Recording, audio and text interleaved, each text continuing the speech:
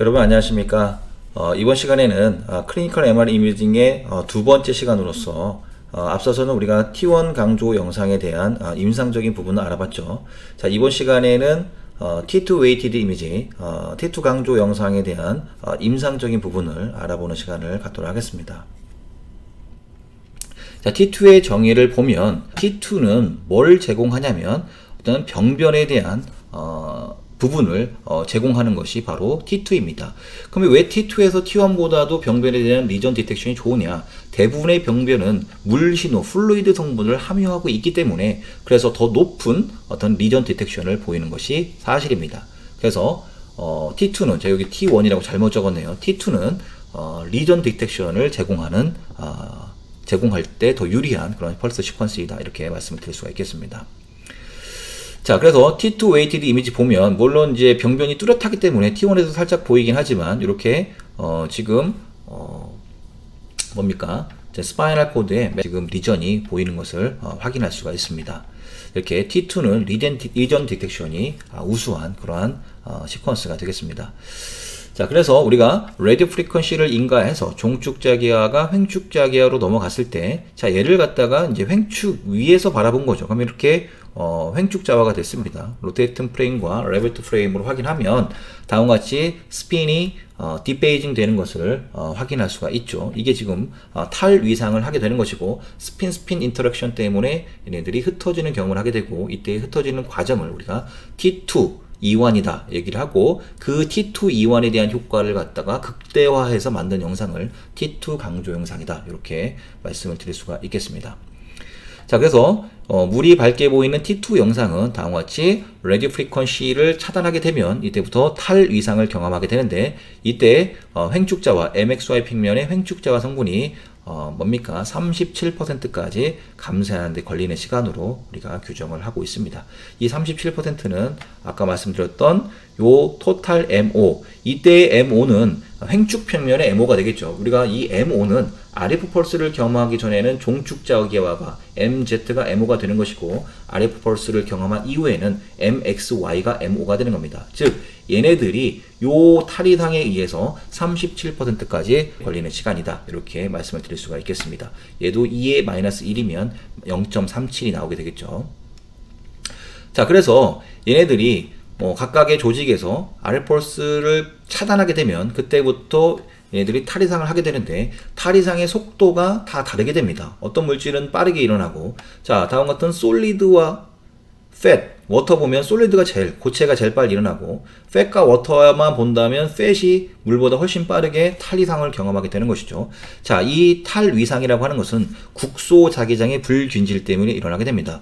국소자기장이라고 하는 것은 우리 인체에 들어있는 각각의 프로톤들은 하나의 자석, 다이폴 모먼트인 하나의 자석이라고 생각을 하면 되는데, 이 자석끼리 서로 상호작용을 하게 됩니다.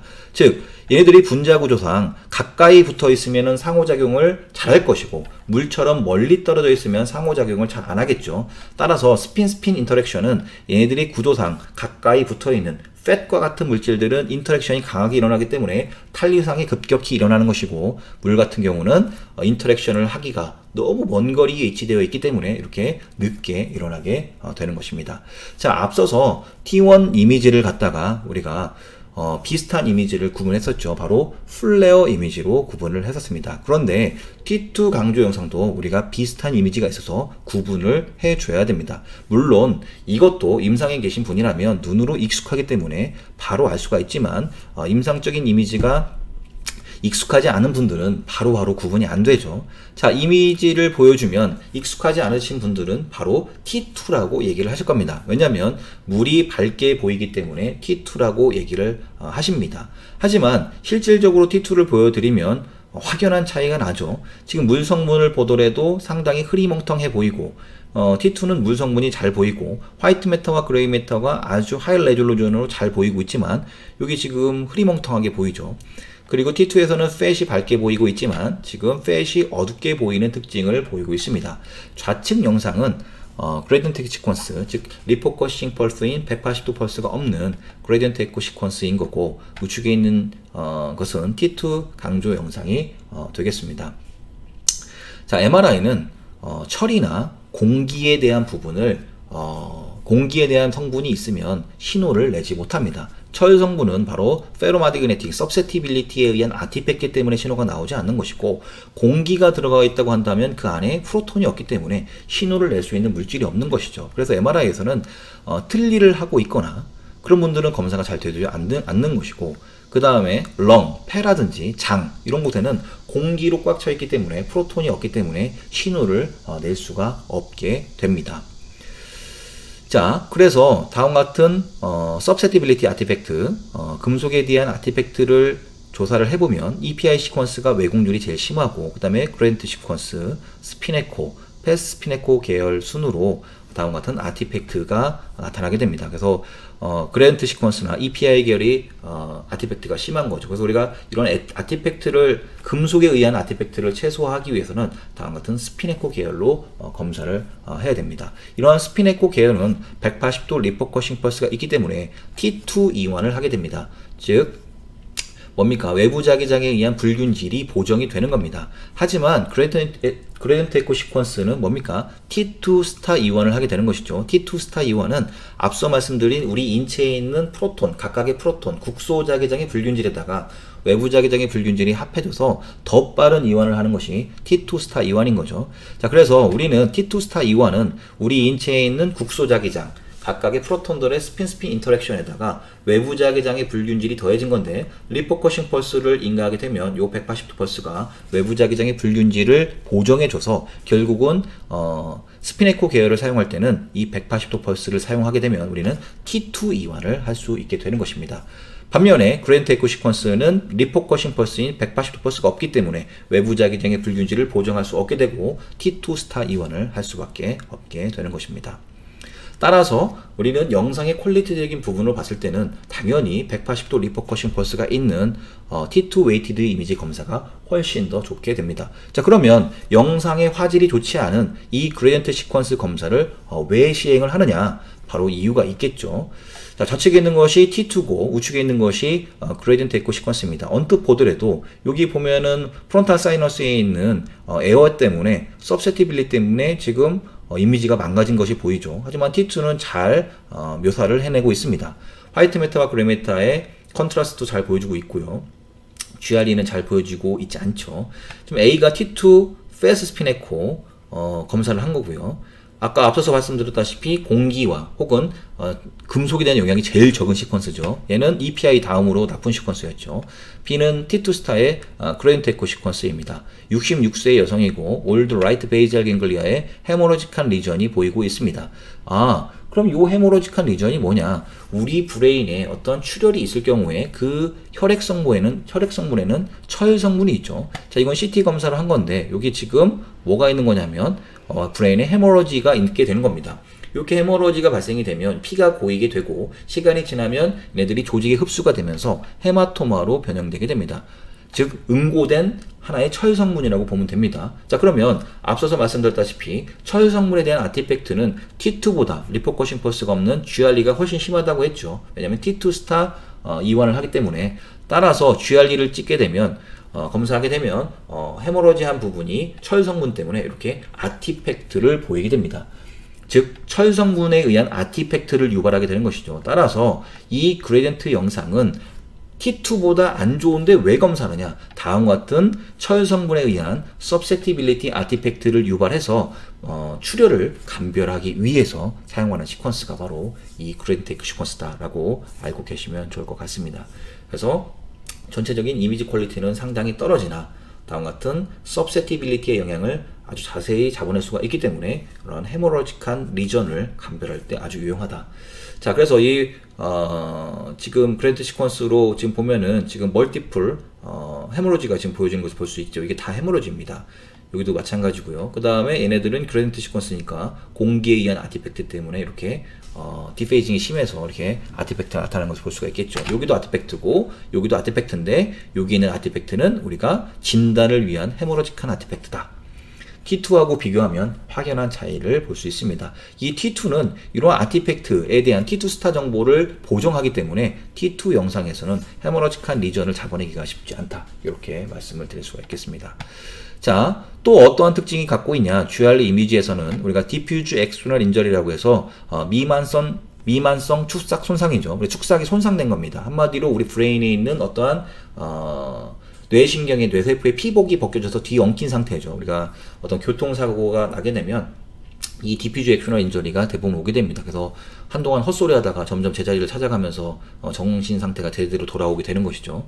이러한 디퓨즈 엑스터널 인저리도 T2 영상에서는 서셉티빌리티를 우리가 보여줄 수가 없기 때문에 잘 보여주지 않지만 다음과 같은 그레디언트 에코 시퀀스에서는 디퓨즈 엑스터널 인저리로 의심되는 부분을 다음과 같은 서셉티빌리티를 이용해서 잘 잡아낼 수가 있다. 이렇게 말씀을 드릴 수가 있겠습니다. 그래서 시그널 로스가 일어나는 것을 지금 보여주고 있죠. 좀 화이트 메타에.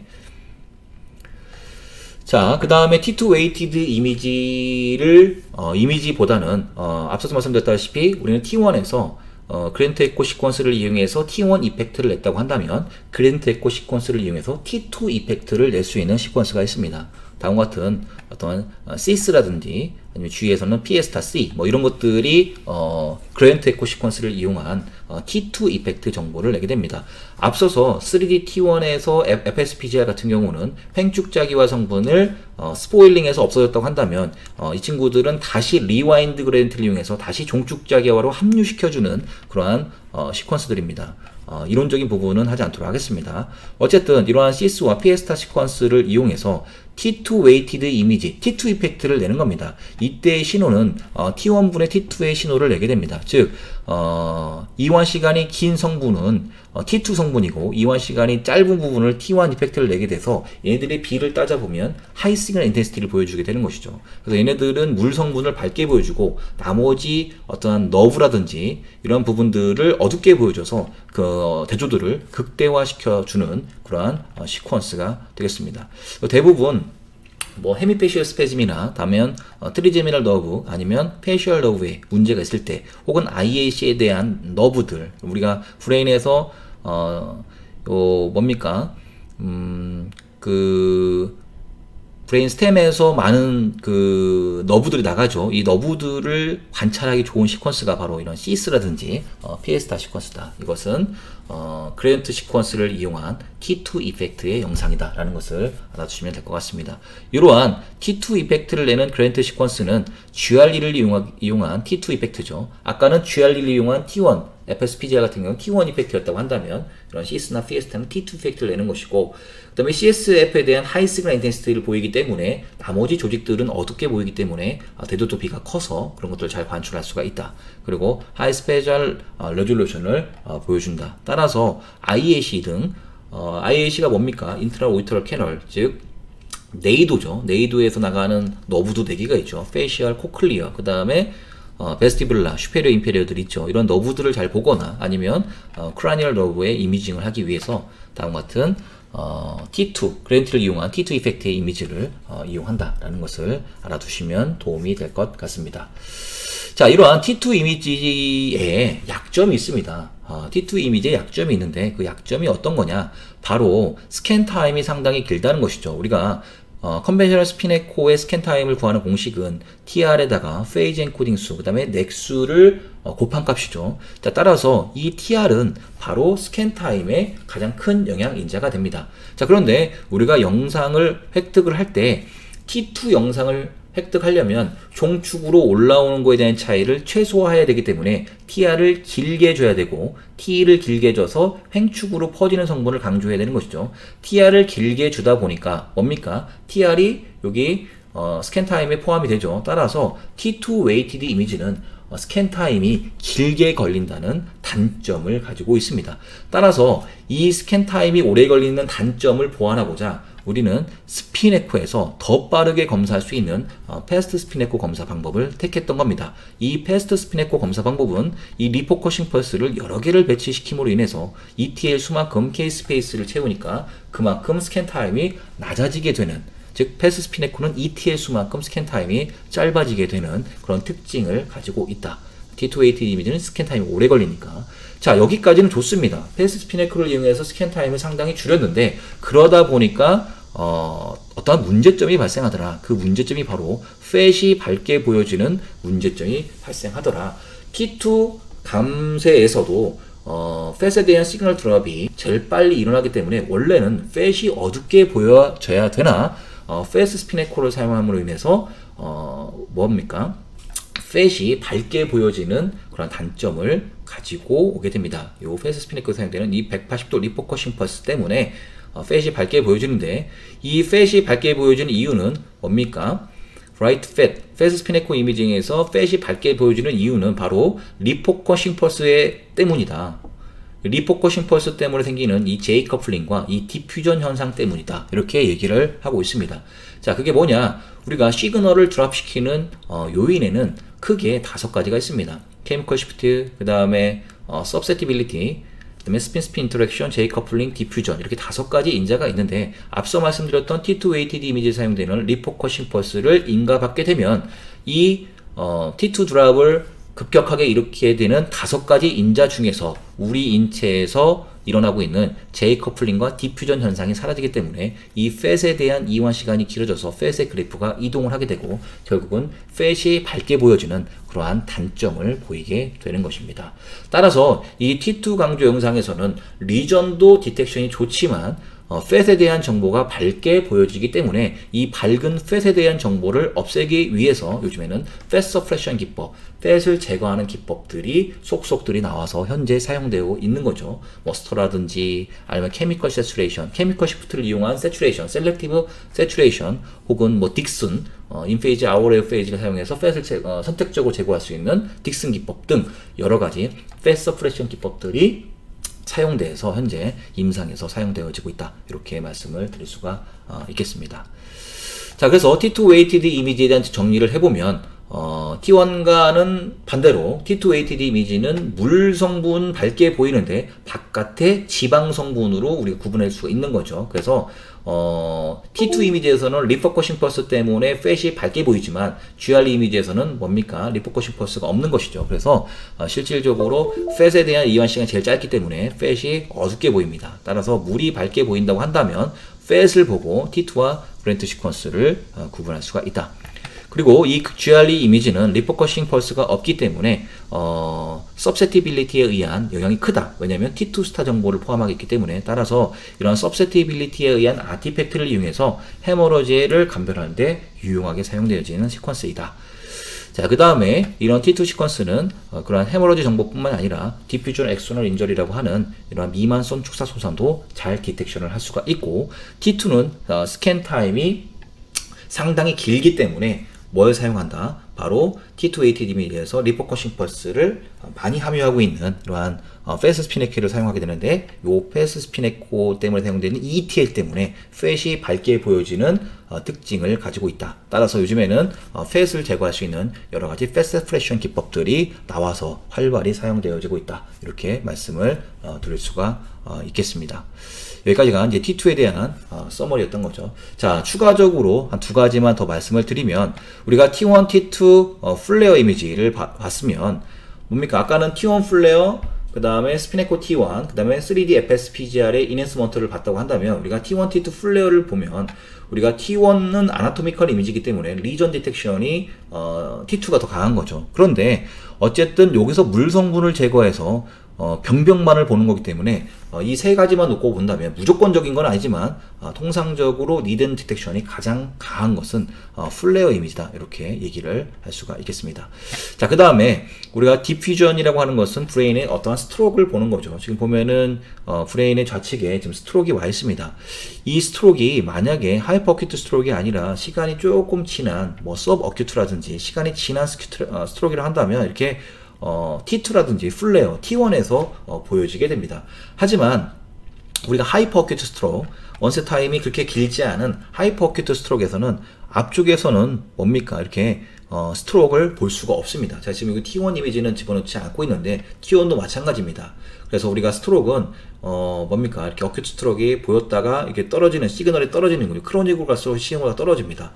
그런데 이러한 스피네코 시퀀스에서는 이러한 어떠한 조직의 디퓨전 그레디언트에 의한 디퓨전을 다 리페이징 하기 때문에 다음과 같이 앞쪽에서는 얻어낼 수가 없고 시간이 길게 있어야지만이 얘네들의 신호가 비로소 드러나게 된다. T1, T2 웨이티드 이미지는 하이퍼 어큐트 스트로크의 얼리 스테이지를 잡아낼 수 없는 그런 특징을 가지고 있습니다. 따라서 그 이유는 그래서 그런 것들을 우리가 보완하고자 이 디퓨전에서는 스피네코를 베이스로 하고 있지만 다음과 같이 각각 XY 지축으로 다음 디퓨전 그레디언트를 이용해서 다음과 같은 리스트릭티드한 분자와 그 다음에 프리 디퓨전한 분자의 물분자의 확산을 다음과 같이 디퓨전 정보로 증폭시켜서 보여주기 때문에 디퓨전에서는 보이게 된다. 하지만 리퍼커션 포스가 있는 T1과 T2 이미지에서는 이런 하이퍼 어큐트 정보를 초기에는 얼리 스테이지에서는 볼 수 없다. 이렇게 정리를 할 수 있겠습니다. 자, 오늘 그래서 T1과 T2에 대한 임상적인 부분을 토대로 우리가 조금 더 심도 있게 임상에서 사용될 수 있는 부분들을 짚어봤습니다. 자, 끝까지 경청해 주셔서 대단히 감사합니다.